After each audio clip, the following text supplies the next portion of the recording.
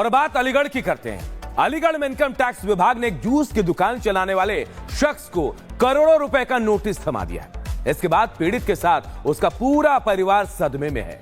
क्या कुछ है पूरा मामला, इस रिपोर्ट से जानते हैं।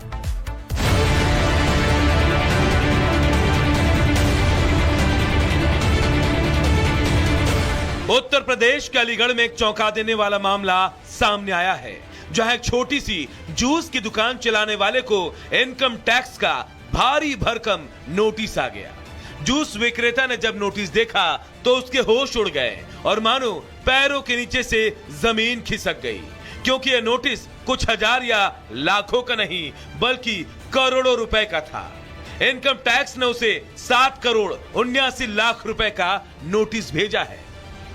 नोटिस में आदेश था कि इन पैसों को जल्द से जल्द आयकर विभाग में जमा करवाएं, जिसको देखने के बाद मोहम्मद रईस हक्का बक्का रह गया। अब उसे समझ नहीं आ रहा कि आखिर एक छोटी सी जूस की दुकान चलाने वाले को 7 करोड़ रुपए का नोटिस आखिर कैसे मिल सकता है। मेरे घर पे शनिवार को नोटिस आया था सर। नोटिस आया था। नोटिस में मैंने क्या का नोटिस है, वो कह रहा है इनकम टैक्स का नोटिस है। मैंने इनकम टैक्स, मेरी इसी दुकान में इनकम टैक्स कहाँ से आएगा।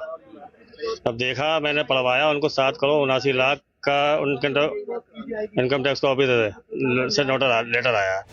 इनकम टैक्स का नोटिस मिलने के बाद उसका परिवार सदमे में है। परिवार की परेशानी का आलम यह है कि उनके घर में मंगलवार को चूल्हा तक नहीं जला और वो ये सवाल कर रहे हैं कि आखिर जिस इंसान ने कभी एक साथ 7 लाख रुपए भी नहीं देखे, उसको इनकम टैक्स विभाग 7 करोड़ 79 लाख का नोटिस कैसे थमा सकता है। मेरे घर वाले शौक हो गए पूरे नोटिस को देखकर। मेरे घर वाले, मेरी बीवी को बेहोश हो गई थी, दूसरी दवाई दिलाई। कल भी मेरे 3 दिन से बीपी इतना हाई हो रहा है और दवाई खा रहा हूँ मैं। विभाग ऑफिस कल जा रहे थे, हम जाते जाते रुके थे। अब इसमें एफआईआर भी नहीं कराई, हमने एफआईआर कराने की सोच रहे हैं सर। वही मोहम्मद रईस के पिता का कहना है कि वो बेहद गरीब हैं और जूस बेचकर परिवार का खर्च चलाते हैं। ऐसे में भला उनका परिवार इतने पैसे कहां से लाएगा। उन्होंने इस मामले में जांच की मांग की है। हमारे बेटे के पास नोटिस आया और हमारे बेटे के खाते में तो 300 रुपए और है नहीं, और हमारा घर, हम तो जूस की दुकान से अपने घर का खर्चा चलाते हैं और हमारा परिवार बहुत परेशान है। दरअसल पीड़ित ने आरोप लगाया कि उनके पैन कार्ड का पंजाब में फर्जी तरीके से इस्तेमाल किया गया, जिसके चलते उनके पास इनकम टैक्स का ये नोटिस आया है। अब वो सरकार और प्रशासन से इंसाफ की गुहार लगा रहे हैं।